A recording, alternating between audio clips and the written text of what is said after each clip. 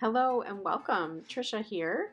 I am doing a project today for the Altenew Educator Certification Program, and this is the Polychromatic Class, which is essentially a class that gives all sorts of tips on working with multicolored designs and some strategies to do that in a way that produces beautiful results. So to get started, I am taking a card panel. This is Neenah Solar White Cardstock, and I've cut it just smaller than an A2 size. And as you can see, I'm using my grid mat to just use a pencil and mark off at 1 inch intervals and create a grid pattern. So I've got boxes on this card, and I've got about 4 boxes wide by 5 boxes tall, and they're all 1 by 1 inch boxes. And this will just be a guideline for me. My plan is to just do some real simple watercolor painting and use those guidelines to help me keep everything aligned. So I am using various colors of Altenew inks and just diluting them with a little bit of water on my glass mat and painting them on with my Wonder watercolor paintbrush. And I'm just making these sort of wonky, very imperfect circles and working my way down the color family as I go from left to right. So I will list in the description box all of the different color families that I use, but I'm letting Altenew do the work for me here. And they release these groups of colors where you have a light, a medium, a dark, and an extra dark. And I am just choosing the families, and they obviously all coordinate perfectly as you go from left to right. So I have a real pale circle on the left, and then they get progressively deeper as I move to the right. And intentionally, I want these circles to look very organic, very obviously hand painted. I'm not taking any care to make them perfectly round, and I want them to have the watercolory look. Because I did not use watercolor paper here, I am taking care not to really oversaturate. You could certainly choose to use watercolor paper. I just didn't because I knew I wasn't going to be really soaking the paper.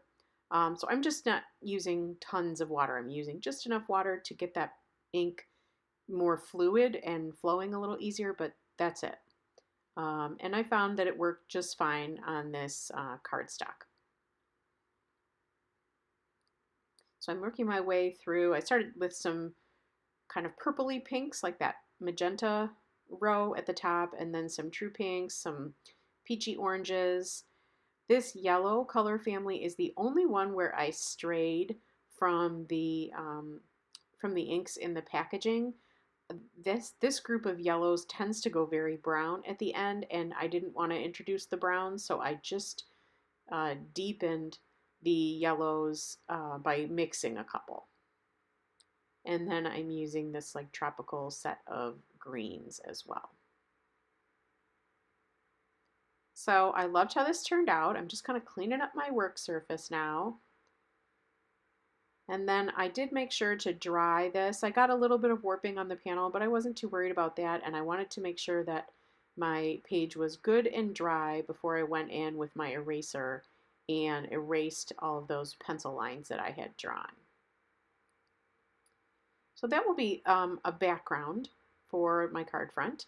And as my focal point, I am using this stamp from the Wonderland Stamp Set. And I'm inking this up with some Versamark ink, and I'm stamping it onto just vellum. And I have a nice thick vellum here that I know will hold up to some embossing. So I make sure that I get a heavyweight vellum for this. And I am just using some white embossing powder. And when you are embossing with vellum, you want to make sure to get your heat tool really good and hot. And then you can see I'm bringing it to the paper in short bursts and then taking breaks so that I don't burn the vellum or really over warp it. Now I am going to go ahead and fussy cut this image out, leaving a small border all around. And I'm even cutting in between the stems there so that my image just stands out all on its own.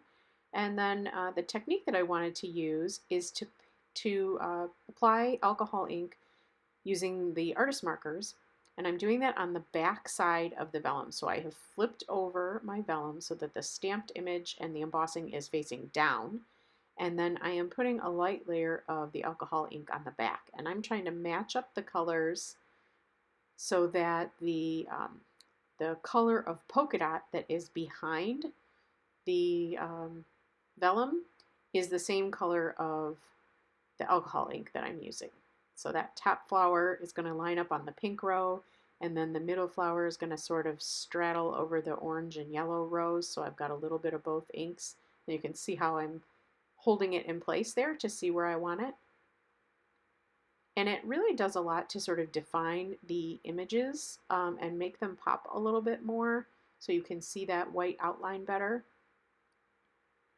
And then I'm using just a nice pale green that coordinates with the greens I have on the bottom, and I'm using those for the little leaves and stems. When you paint, when you color with any kind of alcohol marker on the back of vellum, it will show up a little paler when you flip the vellum over, but I liked that look. So I'm holding that in place, and you can see I was covering up the left set of circles. I didn't feel that the super light circles added anything, so I decided to just trim those off, and I liked that a whole lot better. So I took a little off the top and the bottom just to make the proportions right, and then I cut the whole set of circles on the left side of the panel off. So sometimes that happens. I start out with an idea in my head, and then as the card evolves, I make adjustments along the way. I thought I was going to like all 4 of the dots going across, and it turned out that lightest one just wasn't doing it for me. So now I am adding, I don't even know where to get this adhesive anymore. I've had it for so long in my stash, but it's kind of these jelly clear adhesives that have a little bit of dimension to them. They're not really foam, so they don't get that much, but it does pop them up just a little. And I'm using that to adhere my vellum to the card front and then trim off the excess that's hanging off the bottom. And I think that looks so pretty with that colored vellum against that really fun painted background. So now I'm mounting all of that to another sheet of white cardstock and trimming off the excess, leaving just a slight border, maybe 1/8 of an inch all the way around. And this does 2 things. First of all, it gives me that nice frame, but secondly, because I had a little bit of water on that panel and the heat embossing, or the heating of it when I dried it, it was a little warped, so this gives it some extra stability. I'm adding just a touch of glue at the very bottom of those stems there to make sure that they stay tacked down.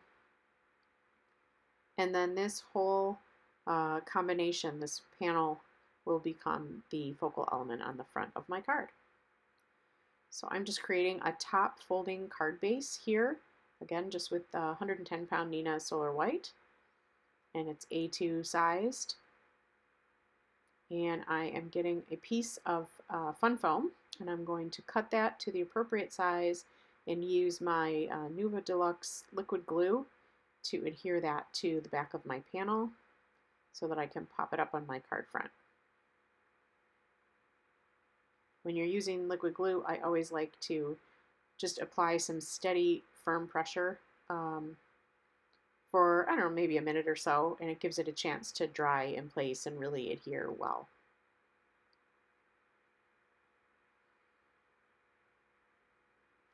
So here is what my card is looking like so far, and I'm loving the big thick white border that I have since I trimmed my panel down, and I love that combination of color and the real organic watercolory looking dots.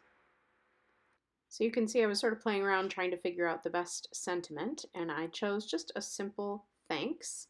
I always seem to need thank you cards, so I keep a lot of them in my stash. And I'm stamping this onto vellum as well, just using Versamark. And it's a beautiful scripty font. I think this comes from the Wispy Begonia stamp set. I will link this and all the products that I use in the description box below and over on my blog. So if you're interested, be sure to check those out. And I am using some gold embossing powder here. I thought that gold would pop a little bit and stand out nicely against the colors from our card. So I've trimmed it out into a strip, and now I'm taking my detail scissors and I'm just cutting a little flag into the right side of my sentiment strip there, just for a little touch of interest, and I'm leaving my left side untouched so I can figure out exactly where I want to position that. And then once I have that, I'm just sort of using my fingernail to create a little mark so I know where to trim it, and then I'll use my trimmer to get a nice